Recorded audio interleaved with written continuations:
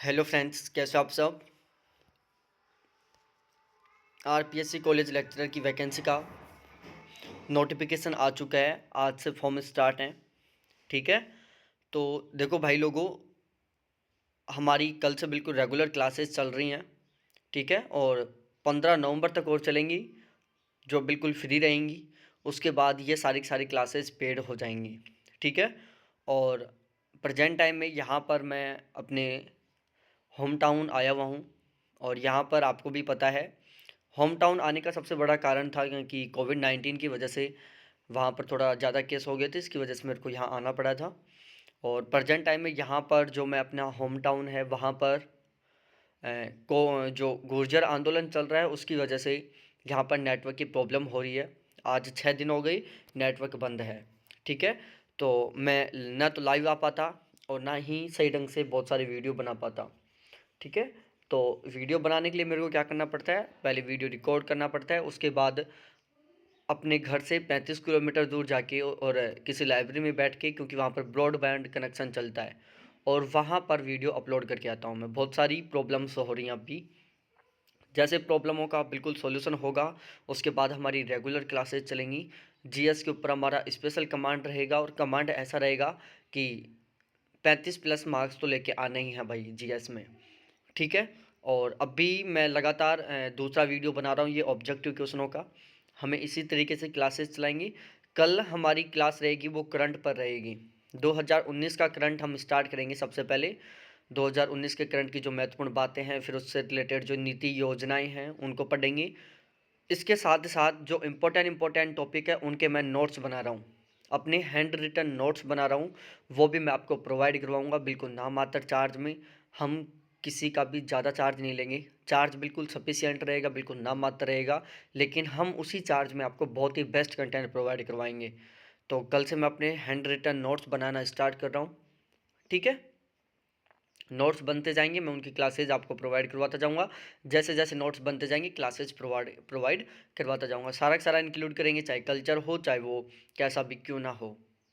ठीक है। और हम बुक वाइज करेंगे। वैसे नहीं कि चलो एक ही टॉपिक को हम अच्छी तरीके से बिल्कुल डिटेल से कंप्लीट कर लिया, ऐसा नहीं करेंगे हम। बुक वाइज हम टॉपिक कंप्लीट करेंगे। ठीक है।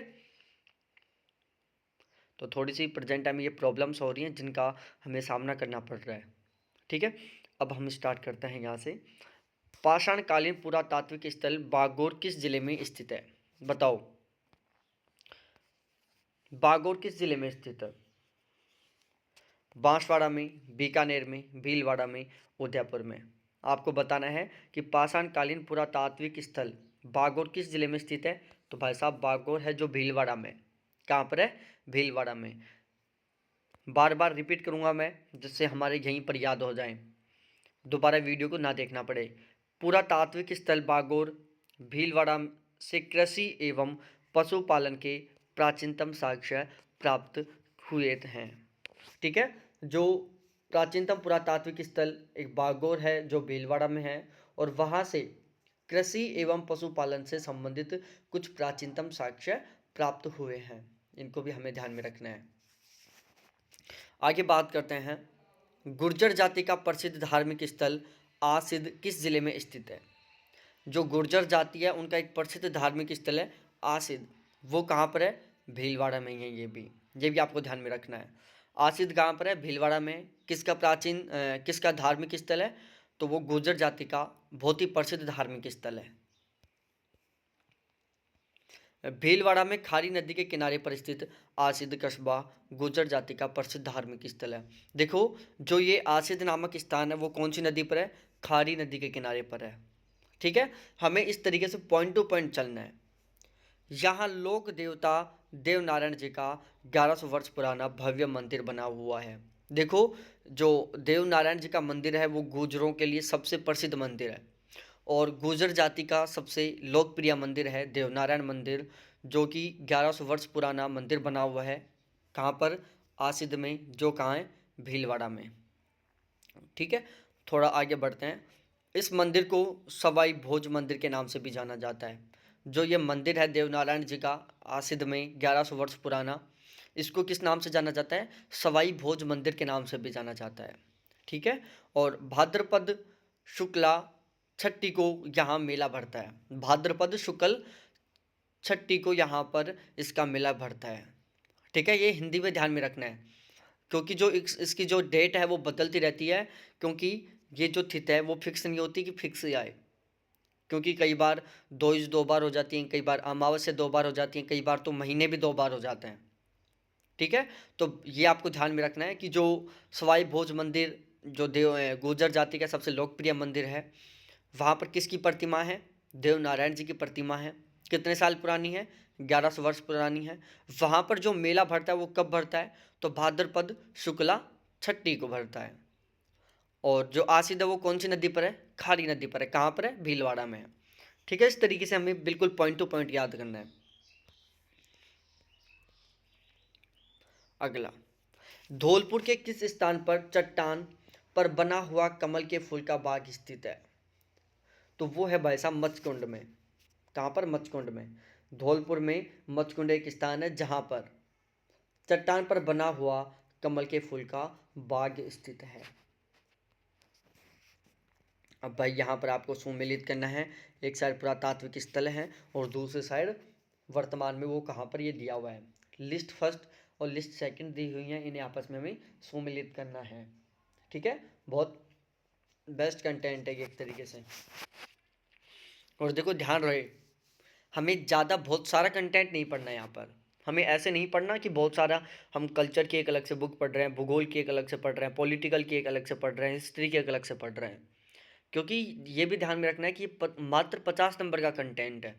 और यहाँ पर हमें इस तरीके से पढ़ाई करना है कि हमारा 35 के आसपास आंकड़ा हो जाए। यहाँ बस 30 से 35 के बीच में, हमें 50 नहीं करना है। यहाँ पर 50 में से 50 ला भी नहीं सकते, करना भी नहीं है। ठीक है, मतलब 30 से 35 के बीच का आंकड़ा हो जाए बस, बिल्कुल पार पड़ जाएगी। हमारा सब्जेक्ट के ऊपर बहुत ही ज़्यादा स्पेशल फोकस रखना है हमें। और सब्जेक्ट के लिए जो पॉलिटिकल साइंस के हैं वो बैच ज्वाइन कर लो, रेगुलर 25 क्वेश्चन प्रोवाइड करवाऊंगा। ठीक है, और जो ज्योग्राफी के हैं वो तो स्पेशली बैच ज्वाइन कर लो, ज्योग्राफी का कंप्लीट सिलेबस करवाऊंगा, ऑब्जेक्टिव डेस्क्रिप्टिव सब तरीके से। मतलब ज्योग्राफी का जीरो से हीरो बना दूंगा मैं, इस तरीके से पढ़ाऊंगा ज्योग्राफी। ठीक है जी, बस बैच कुछ ही दिनों में स्टार्ट होने वाला है, दिवाली के जस्ट बाद में। जैसे नेट जेआरएफ का रिजल्ट आएगा, जस्ट अगेन हम नया बैच स्टार्ट करते हैं ज्योग्राफी का, नेट के फर्स्ट पेपर का। तो जिनका अभी तक नेट नहीं हुआ वो भी टेंशन मत लो, जून में निकाल देंगे हम नेट। चलो ठीक है, हम बात करते हैं आगे।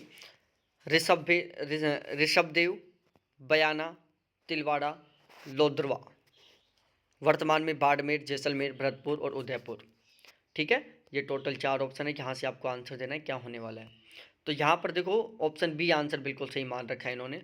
ऑप्शन बी में क्या क्या बातें हैं देखो, जो ऋषभदेव है उसको मिलाया है इन्होंने भाई साहब उदयपुर से। ऋषभदेव कहाँ पर है? उदयपुर में है। बयाना कहाँ पर है? भरतपुर में। ये तो आपने भी सुना होगा बयाना, जब यदि कोई जयपुर से हो या जयपुर के आसपास के एरिया से हो तो जो रोडवेज गाड़ियाँ होती हैं उनके ऊपर लिखा होता है बयाना, जयपुर टू बयाना, भरतपुर वाली गाड़ियों पर। ठीक है, और इसके अलावा आगे देखी जाए जो तिलवाड़ा है वो बाड़मेर में है और जो लोधरवा है वो जैसलमेर में है। ठीक है, तो ऋषभदेव उदयपुर में है, बयाना भरतपुर में है, लोधरवा जैसलमेर में है और तिलवाड़ा बाड़मेर में है।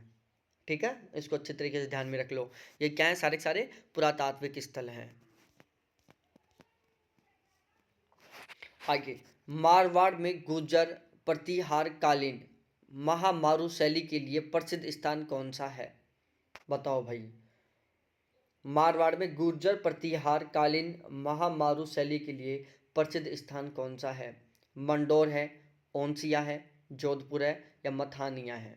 तो यहाँ पर है भाई ओसिया। ठीक है, जोधपुर जिले में स्थित ओसिया प्राचीन मंदिरों के लिए प्रसिद्ध है। ठीक है, जोधपुर में है ओसिया जो प्राचीन मंदिरों के लिए प्रसिद्ध है। ओसिया में प्रतिहारकालीन व महामारू शैली की झलक यहाँ के मंदिरों में देखी जाती है। तो क्वेश्चन बनता है कि निम्नलिखित में से कौन से स्थान पर या कौन से स्थान के मंदिरों में प्रतिहारकालीन व महारारू शैली की झलक देखने को मिलती है? तो भाई लोगों ध्यान रखना, प्रतिहारकालीन व महारारू शैली की जो झलक है वो ओसिया के मंदिरों में देखने को मिलती है। ओसिया में 11वीं सदी में निर्मित सचिया माता का मंदिर स्थित है। ओसिया में एक सचिया माता का मंदिर है जो 11वीं सदी में स्थापित किया गया था।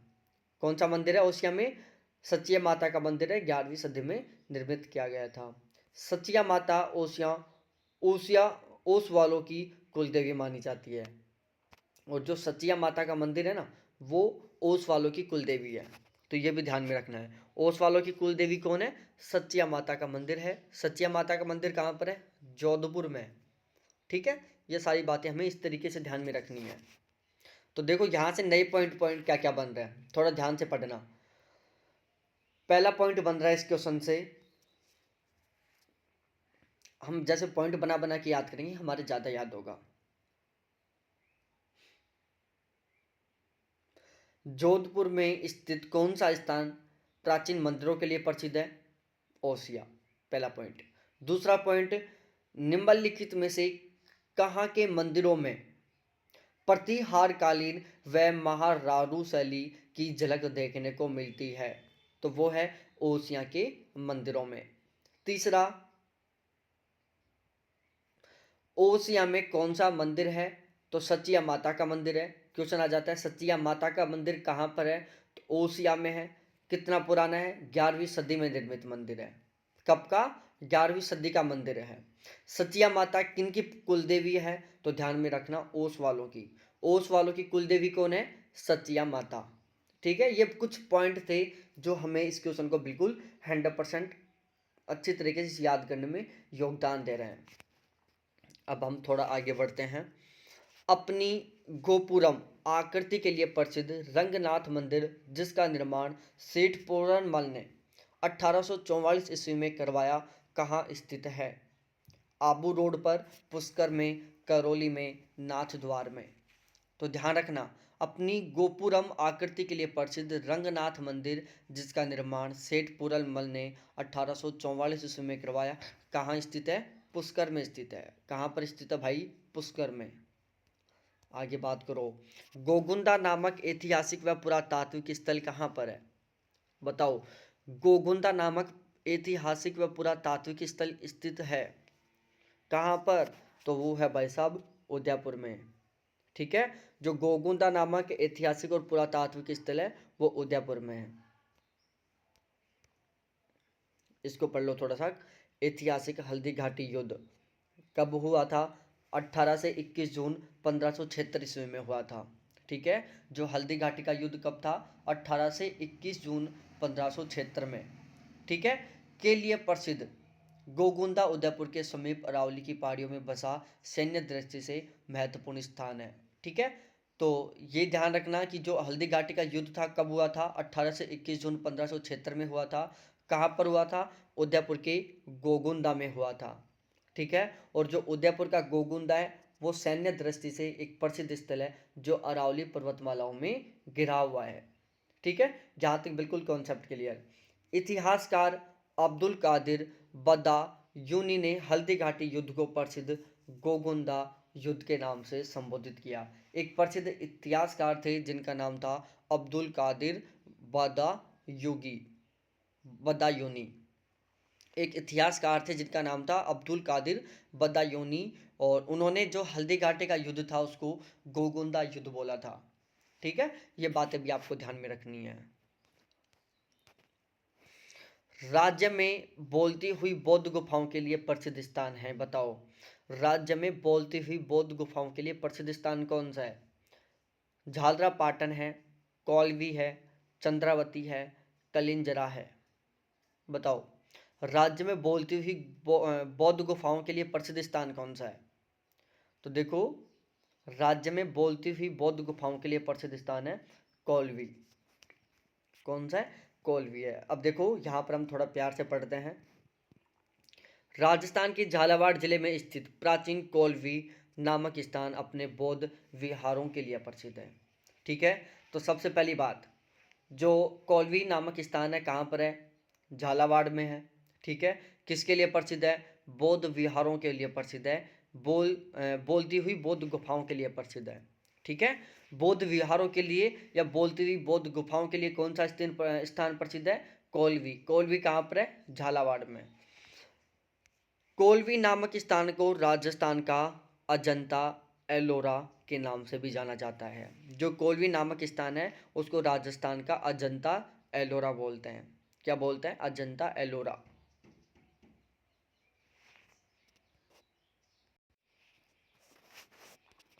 ठीक है जी। तो जो कोलवी नामक स्थान को राजस्थान का अजंता एलोरा के नाम से भी जाना जाता है। तो जो कोलवी है उसको किस नाम से जाना जाता है? अजंता एलोरा के नाम से। आगे बढ़ते हैं भाई।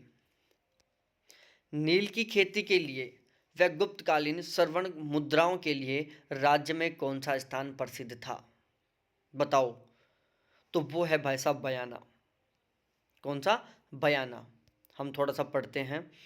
प्राचीन प्राचीन काल से ही बयाना भरतपुर नील की खेती के लिए एक प्रसिद्ध शाही प्रदेश रहा है। ठीक है, जो बयाना है कहाँ पर है? भरतपुर में है। नील की खेती के लिए एक प्रसिद्ध शाही प्रदेश रहा है प्राचीन काल से ही। गुप्त काल में बयाना का महत्वपूर्ण स्थान था। इस स्थान से गुप्तकालीन स्वर्ण मुद्राएं प्राप्त हुई हैं। ध्यान रखना, जो गुप्तकालीन स्वर्ण मुद्राएं हैं वो कहाँ से प्राप्त हुई हैं? ज़्यादातर वो कहाँ से प्राप्त हुई हैं भाई लोगों? बयाना से। बयाना कहाँ पर है? भरतपुर में है। किसके लिए प्रसिद्ध है? प्राचीन काल में नील की खेती के लिए। ठीक है, एक शाही प्रदेश था। यहाँ समुद्रगुप्त द्वारा बनवाया गया राज्य का प्राचीन विजय स्तंभ स्थित है। और जो बयाना है भरतपुर में, वहाँ पर जो समुद्रगुप्त थे उनके द्वारा एक बहुत ही प्राचीन विजय स्तंभ बनवाया गया था।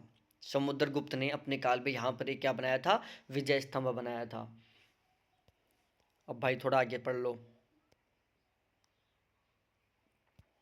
आगे देख लो। महाराणा प्रताप ने अरावली की पहाड़ियों में किस स्थान को संकटकालीन राजधानी बनाया? बताओ, महाराणा प्रताप ने अरावली की पहाड़ियों में किस स्थान को संकटकालीन राजधानी बनाया? तो वो था भाई साहब चावंड को। किसको? चावंड को। अब थोड़ा सा पढ़ लेते हैं। देखो, अरावली पहाड़ियों के मध्य बसा हुआ घना गांव चावंड महाराणा प्रताप के लिए प्रसिद्ध था। ठीक है, अरावली पहाड़ियों के मध्य बसा हुआ घना गांव चावंड महाराणा प्रताप के लिए प्रसिद्ध था। हल्दी घाटी युद्ध के बाद महाराणा प्रताप ने 1585 में चावंड को अपने राज्य की संकटकालीन राजधानी के रूप में स्थापित किया। हल्दी घाटी युद्ध के बाद जो महाराणा प्रताप थे उन्होंने 1885 में चावंड को अपने राज्य की संकटकालीन राजधानी के रूप में स्थापित किया था। वर्तमान में चावंड उदयपुर जिले में स्थित है। यह भी ध्यान में रखना कि वर्तमान में चावंड कहाँ पर है? उदयपुर में। मेवाड़ी चित्रकला की प्रारंभिक शैली का प्रादुर्भाव चावंड में ही हुआ था। ठीक है, तो यह भी ध्यान में रखना कि जो मेवाड़ी चित्रकला की जो प्रारंभिक शैली था उसका प्रादुर्भाव कहाँ से हुआ था? चावंड से हुआ था। ठीक है, मेवाड़ी चित्रकला की प्रारंभिक शैली का प्रारंभ कहाँ से हुआ था? चावंड से हुआ था। चावंड कहाँ पर है? उदयपुर में है। ठीक है, और चावंड को अपने राज्य की संकटकालीन राजधानी के रूप में किसने और कब और किस युद्ध के दौरान स्थापित किया था?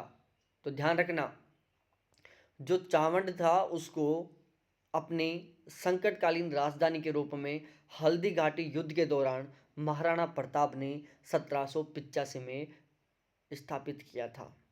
ठीक है, और ध्यान रखना जो चावंड है वो स्पेशली उदयपुर में है, जो महाराणा प्रताप के लिए प्रसिद्ध है। राज्य में चेती दमसक गुलाब की खेती के लिए प्रसिद्ध स्थान है। राज्य में चेती या दमसक गुलाब की खेती के लिए प्रसिद्ध स्थान है खमनौर। क्या? खमनौर। खमनौर राजसमंद में तथा नाथद्वारा में चेती दमसक गुलाब की खेती की होती है। खमनौर राजसमंद एवं नाथद्वार में चेती दमसक गुलाब की खेती होती है। यह सर्वश्रेष्ठ किस्म का गुलाब है। फूल चैत्र माह में आने के कारण इसे चेती गुलाब भी कहते हैं। ठीक है, अब देखो, खमनौर राजसमंद में है, नाथद्वार में चेती दमसक की गुलाब की खेती होती है। ठीक है, और क्या है? प्रसिद्ध किस्म का गुलाब है और फूल चैत्र माह में आते हैं जिसकी वजह से इसे चेती गुलाब भी कहते हैं।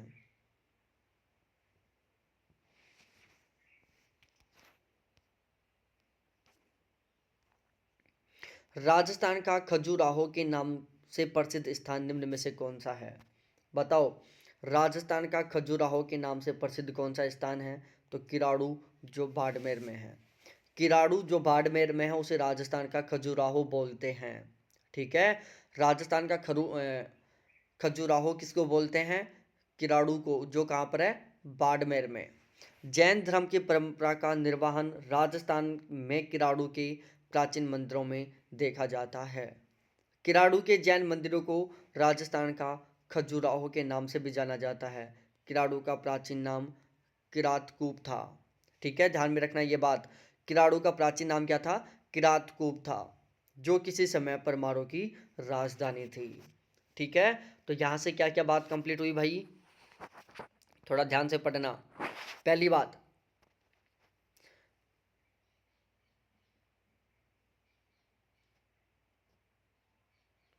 देखो, जैन धर्म की परंपरा का निर्वहन राजस्थान के कौन से मंदिर में देखा गया? पहला क्वेश्चन, जैन धर्म की परंपरा का निर्वाह राजस्थान के कौन से मंदिर में देखा गया? किराड़ू मंदिर में। कौन से में? किराड़ू मंदिर में। किराड़ू मंदिर कहाँ पर है? बाड़मेर में। ठीक है, किराड़ू के जैन मंदिरों को राजस्थान का खजुराहो बोलते हैं। जो किराड़ू का जैन मंदिर है उसको क्या बोलते हैं? राजस्थान का खजुराहो बोलते हैं। किराड़ू का प्राचीन नाम क्या था? किरातकूप था। किराड़ू का प्राचीन नाम क्या था? किरातकूप था, जो किसी समय परमारों की राजधानी थी। ठीक है, जो किसी समय परमारों की राजधानी थी। अगला क्वेश्चन, निम्न में से कौन सा कथन गलत है? यहाँ पर आपको बताना है कि कौन सी बात गलत है। पहली बात, भवानी नाट्यशाला ओपेरा शैली से निर्मित है। भवानी नाट्यशाला ओपेरा शैली से निर्मित है। जमवारामगढ़ कछवाहा शासकों की दूसरी राजधानी थी। रैन बसेरा कोटा के किशन सागर झील के किनारे स्थित है। नाकोड़ा पर्वत बाड़मेर में प्राचीन पार्श्वनाथ की मूर्ति के लिए प्रसिद्ध है। ठीक है, ये टोटल 4 बातें बतानी है, गलत कौन सी है? एक एक पढ़ते हैं हम। सबसे पहले देखो, भवानी नाट्यशाला ओपेरा शैली में निर्मित है। जो भवानी नाट्यशाला है किस में निर्मित है? ओपेरा शैली में। दोबारा से, भवानी नाट्यशाला किस में निर्मित है? ओपेरा शैली में। जमवारामगढ़, जमवारामगढ़ कछवा शासकों की दूसरी राजधानी थी। जमरावामगढ़ कछवा शासकों की दूसरी राजधानी थी। नाकोड़ा पर्वत बाड़मेर में प्राचीन पार्श्वनाथ की मूर्ति के लिए प्रसिद्ध है। तो जो नाकोड़ा है कहाँ पर है? बाड़मेर में है। वहाँ पर किसकी मूर्ति है? पार्श्वनाथ की मूर्ति है। ठीक है, रैन बसेरा कहाँ पर है भाई? झालावाड़ में है, जो लकड़ी से बना हुआ है। ठीक है, रैन बसेरा कहाँ पर है? झालावाड़ में। किससे बना हुआ है? लकड़ियों से बना हुआ है।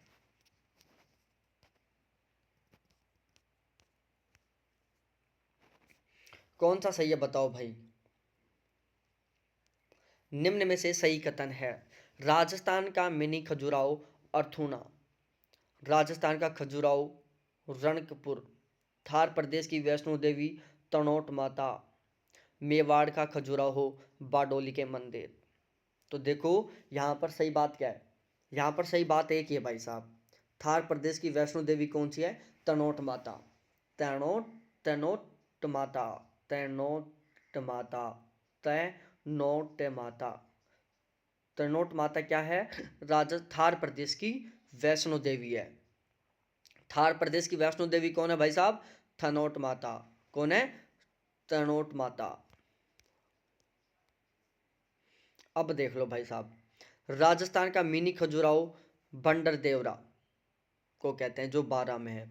तो राजस्थान का मिनी खजुराहो कौन है? दोबारा से बोल रहा हूँ, राजस्थान का मिनी खजुराहो कौन है?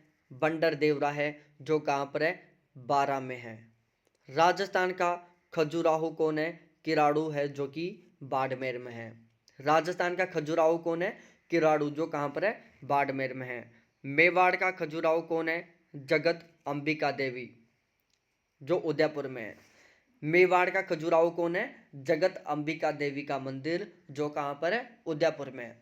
तो दोबारा से रिपीट करवा रहा हूँ, राजस्थान का मिनी खजुराहो भंडर देवरा बारा में है, राजस्थान का खजुराहो किराड़ू बाड़मेर में है, मेवाड़ का खजुराहो जगत अंबिका देवी जो उदयपुर में है।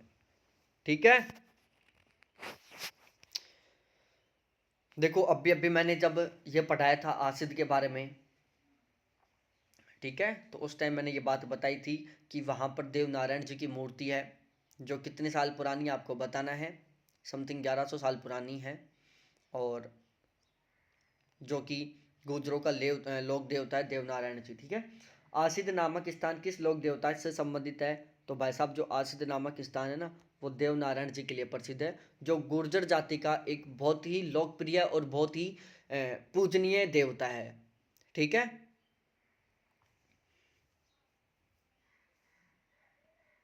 गुर्जर जाति का प्रसिद्ध मंदिर सवाई भोज कहाँ स्थित है? आसिद में एक गुर्जर जाति का प्रसिद्ध मंदिर है सवाई भोज। तो ध्यान रखना, जो देव नारायण जी का जो मंदिर है उसी को सवाई भोज भी कहते हैं। ठीक है, यही ध्यान रखना आप कि आसिद में एक देव नारायण जी का मूर्ति है, एक मंदिर है जिसको सवाई भोज भी कहते हैं। ठीक है, जो कहाँ पर है? आसिद में है।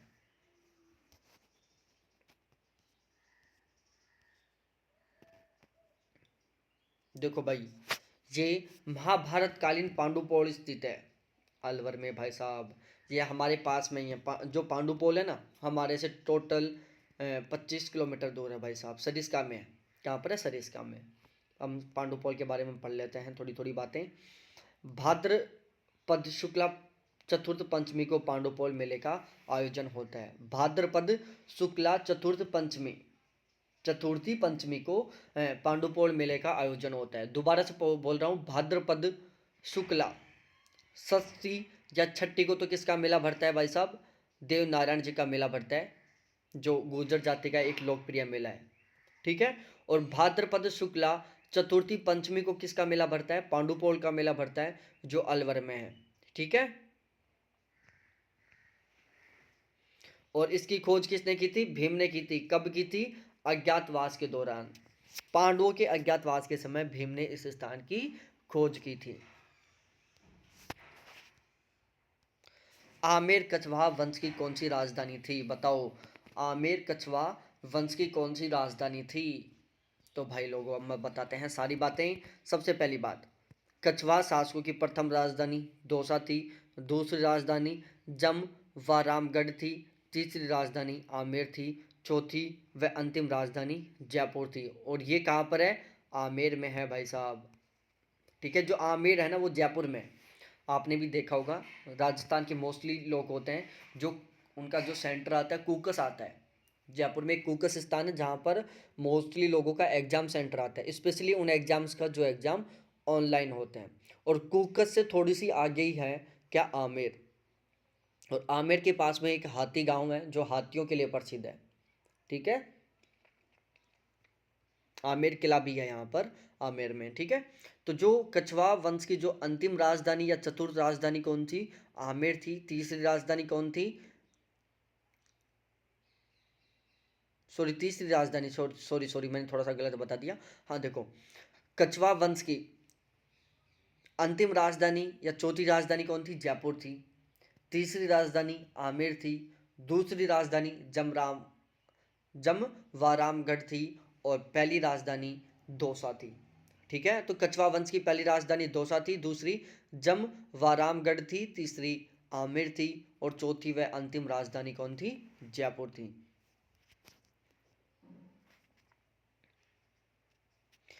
पौराणिक व प्राचीन स्थल मचकुंड, जिसे तीर्थों का भांजा कहा जाता है, स्थित है। बताओ, एक पौराणिक व प्राचीन स्थल है मचकुंड। कौन सा है? मचकुंड, जिसे तीर्थों का भांजा कहते हैं। मचकुंड है जिसे तीर्थों का भांजा कहते हैं। कहाँ पर है? धौलपुर में।